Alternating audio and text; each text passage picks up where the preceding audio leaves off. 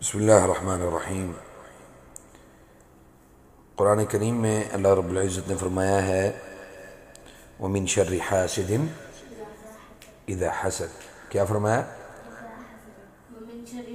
وَمِن شَرِّ حَاسِدٍ اِذَا حَسَد۔ اب حسد جو ہے نا، یہ بہت خطرناک بیماری ہے۔ تو سب سے بڑی نعمت جو ہے وہ اللہ کی طرف جھکاؤ ہے اور اللہ کی عبادت ہے۔ مطلب یہ اللہ تعالیٰ جس کو توفیق دے وہی عبادت کر سکتا ہے اور وہی اللہ کی طرف جھک سکتا ہے۔ اور یاد رکھو کہ ہر نعمت کے ساتھ حسد کرنے والے موجود ہوتے ہیں۔ وَلِكُلِّ نِعْمَةٍ حَاسِد۔ ہر نعمت کے ساتھ ایک حاسد ہوتا ہے، یعنی اللہ نے مال دیا اس سے بھی حسد، تعلیم دی اس سے بھی حسد، رزق دیا اس سے بھی حسد، لباس اچھا پہن لیا اس سے بھی حسد۔ تو آج ہم بات کریں گے کہ حسد سے بچنے کا جو اسلوب اور طریقہ ہے وہ کیا ہے۔ امام ابن تیمیہ رحمہ اللہ کہتے ہیں کہ ہر نعمت کے ساتھ حسد کرنے والے موجود ہوتے ہیں، چاہے وہ نعمت چھوٹی ہو یا بڑی ہو، مگر اس نعمت سے بڑھ کر کوئی نعمت نہیں، کیونکہ حسد کرنے والوں کی نگاہیں اس نعمت کے اوپر لگی رہتی ہیں۔ تو محسود کے لیے سب سے زیادہ سلامتی، یعنی محسود کسے کہتے ہیں؟ محسود کسے کہتے ہیں؟ جس سے حسد کیا جائے۔ محسود وہ ہوتا ہے جس سے حسد کیا جائے۔ تو بس محسود کے لیے سب سے زیادہ سلامتی اسی چیز میں ہے کہ وہ اپنی نعمت کو حاسد سے چھپائے، اپنی نعمت کو۔ مثلا آپ کا رزلٹ اچھا آیا تو جو کمزور بچہ ہے اس کے سامنے اپنی نعمت کو یا اپنی تعلیم کو نہ بتاؤ۔ اچھا، اب آپ نے کوئی چیز، کوئی اچیومنٹ حاصل کر لی، یعنی کوئی اچیو کر لی کسی چیز کو، کوئی اللہ تعالیٰ نے کامیابی دے دی، تو اس کامیابی کو بھی چھپانا ہے، چھپانے میں ہی خیر ہے۔ تو یاد رکھو کہ کتنے ہی ایسے لوگ ہیں جنہیں اللہ تعالیٰ نے دل کی یکسوئی، یعنی پختہ دل اللہ تعالیٰ نے عطا کیا، عبادت میں لذت، اور اپنے ساتھ خاص ایک حال اللہ تعالیٰ نے ان لوگوں کو عطا کیا، لیکن جب انہوں نے اپنی اس حالت کا، اس کیفیت کا لوگوں کے سامنے اظہار کرنا شروع کیا نا، تو کیا ہوا؟ اللہ تعالیٰ نے وہ نعمت ان سے چھین لی، عبادت کی توفیق بھی ان سے چھن گئی۔ ایک وقت تھا کہ وہ بڑے نمازی تھے، لوگوں کو کہتے تھے، ترغیب دیتے تھے، بھائی دیکھو میں تو نماز پڑھتا ہوں آپ کیوں نہیں پڑھتے، میں عبادت کرتا ہوں آپ کیوں نہیں کرتے۔ وہ یعنی اپنی اس نعمت کو لوگوں کے ساتھ، اس عبادت کی نعمت کو بھی لوگوں کے ساتھ بیان کرتے تھے۔ تو ہر نعمت کی عظمت، یعنی اس کی بڑائی کے مطابق حسد کیا جاتا ہے۔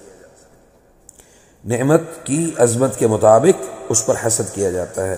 اگر نعمت بڑی ہو، جیسے عبادت میں لذت ہے، دل کا صاف رہنا ہے، یا اللہ کی طرف پوری توجہ ہو، تو یہ لوگوں کی نگاہوں کو اپنی طرف کھینچ لیتی ہے۔ خاص طور پر ان کے دلوں میں حسد پیدا ہوتا ہے جو اس حال سے محروم ہے۔ مثلا ایک آدمی نمازی ہے تو دوسرا بے نمازی، وہ کیا کرتا ہے؟ اگر وہ حسد کرے گا اس سے، تو ان کے دلوں میں حسد پیدا ہوتا ہے جو اس حال سے محروم ہے، چاہے وہ بظاہر عبادت گزار ہی کیوں نہ ہو۔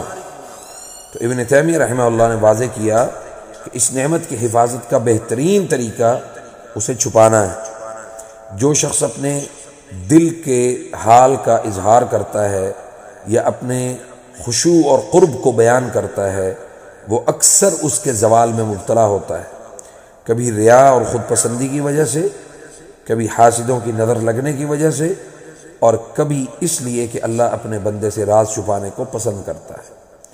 اسی لیے آپ صلی اللہ علیہ وسلم نے فرمایا کہ اپنی ضرورتوں کو چھپانے کے ساتھ پورا کرو، اپنی ضرورتوں کو استعینوا علی قضاء حوائجکم بالکتمان، یعنی کوئی بھی کام کرنا نا، اپنی چیزوں کو چھپانا سیکھ لو۔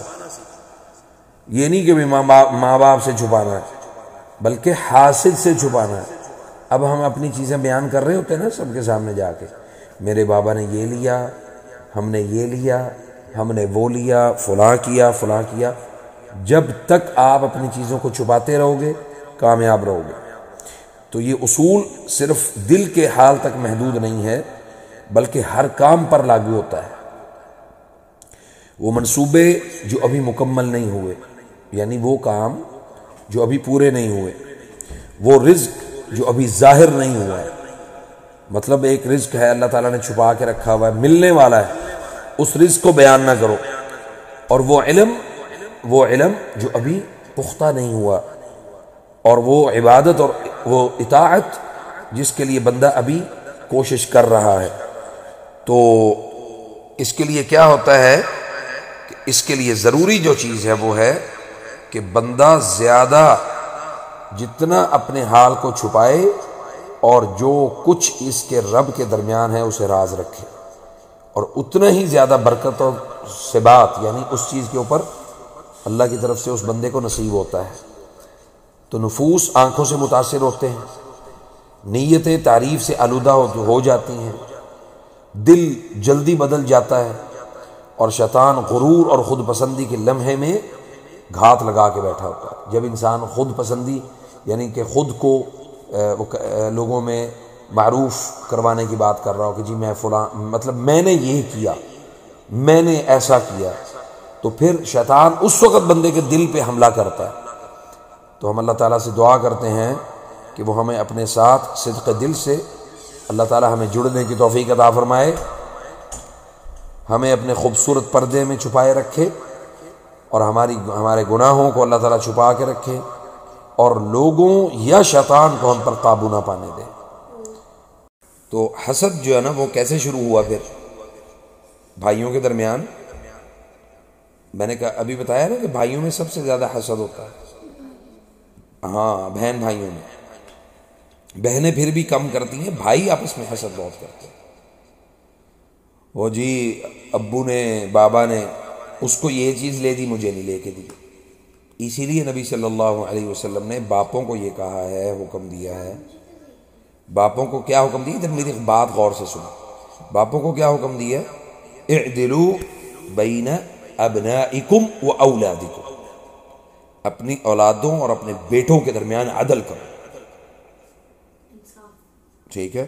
مثلا اب اس میں یہ نہیں ہے کہ بھئی مثلا ایک بچے نے گاڑی لی ہے تو دوسرے کو بھی گاڑی لے کے دینی فرض ہے۔ اب ایک بچہ ہے 5 سال کا، ایک بچہ ہے 20 سال کا یا 30 سال کا، اب اس کو گاڑی لے کے بڑے کو لے کے دینی ہے کہ وہ 5 سال والے کو بھی لے کے دینی ہے؟ 5 سال والا کیسے چلائے گا گاڑی؟ ہاں جی، ہاں بڑی گاڑی۔ تو جب اس کی ضرورت ہوگی اس کے مطابق اس کو گاڑی لے کے دے دی جائے۔ اچھا اب کیا ہوتا ہے کہ بھئی حضرت یوسف علیہ السلام کو ان کے والد نے منع کیا کہ اپنے بھائیوں کو یہ خواب نہ بتانا، ورنہ وہ یہ خواب تھا کہ انہوں نے ان کو خواب آیا تھا۔ کیا خواب آیا تھا؟ چاند اور ستارے جو ہیں وہ ان کو سجدہ کر رہے ہیں۔ کتنے؟ 11 کوكبا، 11 والشمس والقمر، اور سورج اور چاند کو دیکھا، رأیتہم، ان کو دیکھا ہم نے، میں نے دیکھا، لی ساجدین، وہ مجھے سجدہ کر۔ تو حضرت یوسف علیہ السلام وہ خود خواب کی تعبیر کا علم اللہ نے ان کو دیا ہوا تھا۔ خواب کی تعبیر کا علم جو ہے نا یہ بہت بڑی عظیم نعمت ہے۔ پھر کیا ہوا کہ حضرت یوسف علیہ السلام کو منع کیا تھا کہ اپنے بھائیوں سے یہ خواب کا تذکرہ نہ کرنا۔ فَيَكِيدُوا لَكَ كَيْدًا، وہ تیرے لیے کیا بن جائیں گے؟ تیرے دشمن بن جائیں گے، کیونکہ ظاہری بات ہے وہ بھی تو ایک نبی کی اولاد تھے نا، باقی بیٹے بھی، تو ان کو یہ بات سمجھ آنے لگ گئی تھی۔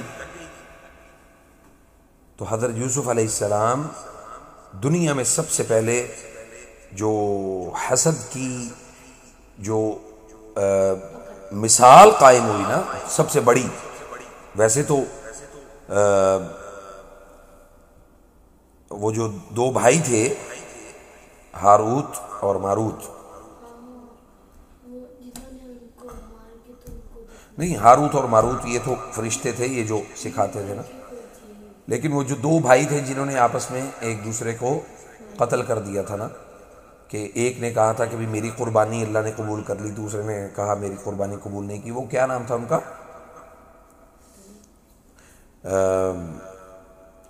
حابیل اور کابیل، ٹھیک ہے، وہ حابیل اور کابیل والا قصہ ہے۔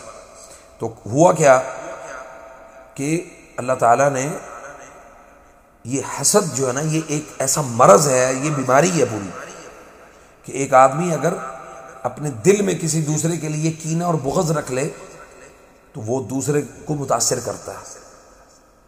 تو اس لیے سب سے زیادہ، سب سے پہلے جو حسد دنیا میں ہر رشتے کے درمیان حسد پیدا ہو سکتا ہے، ماں باپ جو ہے نا وہ اپنی اولاد سے حسد نہیں کر سکتے، وہ ان کی ترقی، ان کی تعلیم، ان کی تربیت، ان کا مزاج، ان کے اٹھنے بیٹھنے کے طور طریقے، ان کو دیکھ کے وہ فخر محسوس کرتے ہیں، خوش ہوتے ہیں، بلکہ وہ دعا دیتے ہیں۔ میں آج بھی جب بھی آپ کے دادا ابو کو ملنے جاتا ہوں تو کیا میں ان سے دعائیں لیتا ہوں، میں ان کو کیا کہتا ہوں کہ ابو جان میرے لیے دعا کرنا، اور میں کہیں سفر میں نکلا ہوں، ملک سے باہر گیا ہوں یا کہیں بھی ہوں، تو دادا ابو کو فون کر کے میں یہی کہتا ہوں کہ ابو جان میرے لیے آپ نے دعا کرنی ہے۔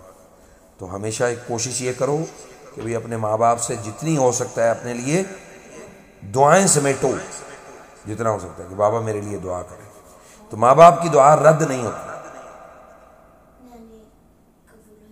ہاں ہمیشہ قبول ہوتی ہے، ٹھیک ہے۔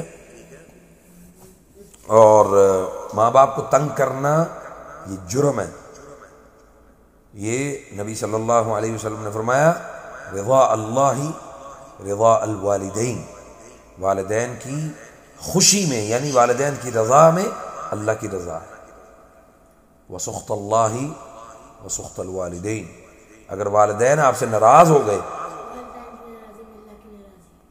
اس کا مطلب ہے کہ اللہ بھی آپ سے ناراض ہو گئے، سمجھ آئیے؟ ہاں حدیث ہے یہ، اور اگر والدین ناراض ہو گئے تو اللہ بھی ناراض ہے، پھر آپ کی کوئی دعا بھی قبول نہیں ہوگی، عبادت بھی قبول نہیں ہوگی۔ والدین کو ناراض کر کے آپ حج بھی کریں، عبادات بھی کریں، نمازیں بھی پڑھیں، سب کچھ کریں، دنیا کی بھر کے نیکی کے کام کریں، والدین راضی نہیں ہیں، آپ کی کوئی عبادت قبول نہیں ہے، سمجھ آ رہی؟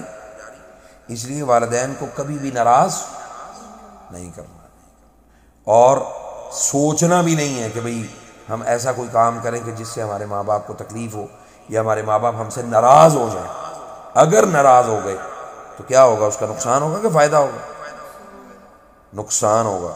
تو اس لیے اللہ تعالیٰ سے دعا یہ کرو کہ یا رب ہمیں نمبر 1 دنیا میں حسد سے بچانا، نمبر 2 خالص عبادت اور اطاعت کی توفیق عطا فرمانا، اور نمبر 3 ہمیشہ شرک سے اللہ تعالیٰ ہمیں بچا کے رکھے۔ ہم انشاءاللہ تعالیٰ جب نیکسٹ بات کریں گے نا تو توحید اور شرک اس کے اوپر ہم بات کریں گے۔